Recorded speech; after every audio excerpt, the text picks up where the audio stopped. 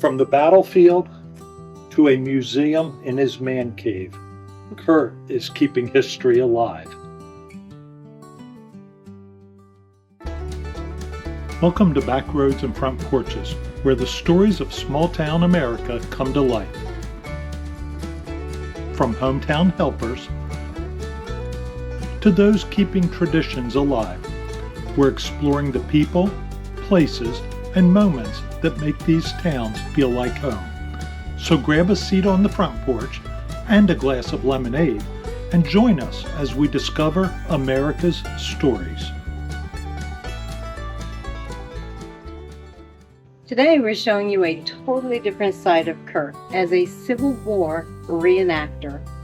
Last week you met Kurt, a hometown helper with the Millville Rescue Squad. If you missed that story, we're going to link it in the description down below. Which came first, your collecting Civil War history or your being a reenactor? Probably being a reenactor. You know, I was always interested in the Civil War. If you look up here, Gettysburg 1963, that is actually mine. I was there in 1963, which was a centennial of the Civil War. Centennial of the Battle of Gettysburg, I should say. So that's my childhood pennant. So I would have been 6 years old when I got that. So that's kind of like started me with history and stuff like that. And once I became a reenactor, I would travel throughout the South and try to find stuff on eBay, authentic stuff. But there's a lot of antique dealers out around Gettysburg that sells authentic Civil War stuff. 44th Georgia, Company C. How'd you pick them? Well, my father was worked for Wheaton's. He was a plant manager for the tubing products of Wheaton's. Becton and Dickinson are the ones that make the vacuum taters to draw blood. So they started a plant in Sumter, South Carolina. Somehow Wheaton Glass and Becton and Dickinson collaborated. Father went down there probably close to a year off and on, started up the tanks down there for him, got them going. Sometimes Pop was away a week at a time, maybe 2 weeks at a time, but during the summer, he would bring us down. He would stay down there for a couple of weeks. I just fell in love with the South. The culture, a great food they have down there, and just a laid-back life that people have, just friendly, just wholesome people. So that's kind of why I fell into the Confederate category. Even though my third great uncle fought for the North, his third great nephew is reenacted for the South. My whole forte is teaching history, the Civil War. People think when they hear Gettysburg, oh yeah, the Civil War, but people don't realize during the 4 years of the Civil War, there was over 10,000 battles and skirmishes. But you say Civil War reenactor, Gettysburg, everybody knows that, but there's like 9,999 more things that went on in the Civil War. During that time period, most of the battles were between Gettysburg, Jefferson's plantation, which is 150 miles as a crow flies, and the battles were 50 miles wide. Monticello. So most of the battles in the Civil War was in that corridor, up and down what they call the valley. They did have some battles out in Tennessee, a lot of battles out in Tennessee, but that was considered the Western Theater. And they even had a couple skirmishes in Texas too, and Louisiana. But the main battles was in that 150 mile length and 50 miles wide. And during that 150th anniversary of the Civil War, my company went to Chancellorsville, Gettysburg, naturally, Fredericksburg, Petersburg, what they call the Wilderness. We went to like every major battle in that area. As a reenactor, right? What is it that you're doing? I mean, obviously it's history, but what do people see? What happens? We set up on a Friday and set the camp up like it's naturally it's a lot smaller than what it would have been back then. Sometimes we have what we do. We set up for a living history, whereas the visitors will come through camp. And most people are like hesitant to come through the Confederate camp. And we wave them on in, we talk to them. We had one back in June over here at Cold Spring. And what I like to do is like get the families and the little kids. A couple of the other soldiers would get like their jackets and we would dress the kids up in the uniforms. And they get a big kick out of that. The families take pictures of them, stuff like that. And they have questions, and we try to answer them. I don't proclaim to know everything about the Civil War, but I tell them if I don't know about it, somebody here does know about it. Encampments, we do have battles. We have skirmishes, and just like we did back then, we had modern rifled muskets, but we were still doing the Napoleon tactics. We would line up shoulder to shoulder and just march out there.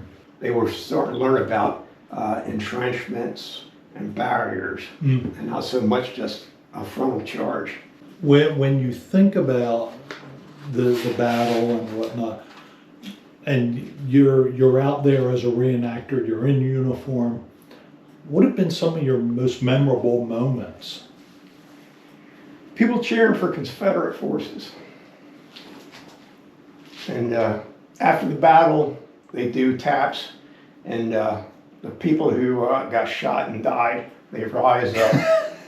And we generally parade in front of the grandstand, wherever we may be. Some don't have grandstands, but a lot of the bigger events do have grandstands. And we walk by, and people actually cheer for the Confederate forces. But yeah, the memories, yeah, it's even with the parade, we have Remembrance Day parade, which marks the anniversary of Lincoln's Gettysburg Address in November, and we have the big parade after Gettysburg. And just the people cheering, walking down, and you're dressed in uniform, period correct uniform, carrying a rifle, and you know, it goes through your head, you're walking the same steps that the real soldiers walked in. You know, some of the famous soldiers, there's so many of them. And I think that was one of the things that we often talked about when we were there, just in different places, that you're walking where history was. Yep. You know, you're walking. I mean, we were in the Jenny Wade house, and they said the floors in this section are original. And it's like you're walking where she walked. You know. Let me ask you this: when you think about being a reenactor, you've obviously lived a life of volunteering, of giving back to your community. How do you see being a reenactor as giving back? Teaching history. When you think about Gettysburg and the Civil War, for a lot of people, you hear Civil War, the only thing you think about is Gettysburg. Right. You don't think about all the other battles, all the people. I mean, I know I was reading just total sheer number of people, North and South, that were involved in the war. I mean, it's huge numbers. How you as a person, you're living that. How does it affect you?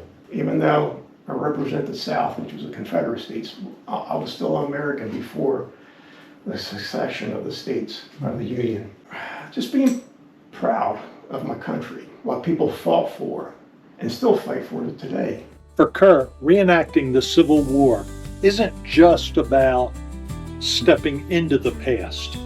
It's about remembering it, it's about preserving it, and it's about sharing it. And that passion doesn't end when the reenactment is over. It follows him home to a room that has history preserved in every detail, on every shelf, on every wall, in every nook and cranny. Yeah. I mean, I see your fallout shelter sign. Oh yeah. I remember growing up in Millville, there were certain buildings you would see that on. What was that all about? Well, it was during the Cold War when the heightened tensions between Russia and the United States, that there was going to be a nuclear war between the two countries. What happened, as part of the civil defense, as I was saying earlier, they would have these signs put on the sturdier buildings. Like one sign I can remember as a kid was on the city bank in Millville. The whole building's right there on the corner of Main and High. Yeah, that place was made out of granite, and they had one there where my house was located. We can hear the noise, we can see the lights, and there was always a big dust cloud over the place because the parking lot was just sand back then. So I always had an interest in it. And back in 1972, I was up there. I was just poking around where the grandstands were, and I dug up that bottle. And over time, different people have given me stuff. There's a piece of asphalt from the racetrack, piece of the retention cable that ran around the track. I got military, quite a bit of military. These ammo boxes, I got them off a guy in Bridgeton. I don't have any written provenance that actually says they were from Millville, but the guy got them off of. Whenever they would buy something off of him, and he had these sitting there, and they asked him about it. A friend had a plumbing business out there after the war. Once most of the military bases across the country decommissioned, the local towns took them over. So Millville took over the airport, and they had the barracks. Some barracks went into people rented them for business, and the city refurbished a lot of them for low-income housing. Mm-hmm. Anyway, the guy who was a plumber had these boxes, and he used to put fittings and stuff in there like that. I got them. Tops were missing. I refurbished the tops. I got 2 of them, and I still got one upstairs, which I have no room to display it. Leroy Theater, John Shervich, he's passed now, but he used to have the place at the 2nd and Broad, that little garage there, that was Simon's garage. Mm-hmm. I got friendly with him, and he says, anytime the door's open, I'm here. So I used to stop by. These tickets are from the Leroy Theater, right there. That handout was from the Leroy Theater. That letter was off the marquee. I'm running out of room. A lot of my collection now is mainly Millville stuff. But I got a little bit of everything else mixed in there, military-wise and stuff like that. Millville bottle collection, all of this. A lot of Civil War stuff. Soldiers would get logs and build like a log foundation and put the canvas on top of the logs. And these railroad pegs were taken from a camp in Virginia, which was their winter camp. From saving lives to stepping onto the battlefield, Kurt has dedicated his life to service and to keeping history alive. Stories like Kurt's are exactly why we're on the road, finding and speaking with hometown helpers all across America. And if you know someone that would be a hometown helper, please nominate them. Either go to the link in the description or just put it in the comments, because we would love to come to your community to meet them. And if you've enjoyed this episode, subscribe and join us every week. And we're going to find hometown helpers across the country, just like Kurt. Don't forget to share this video so more folks can discover stories across America, right here on Back Roads and Front Porch.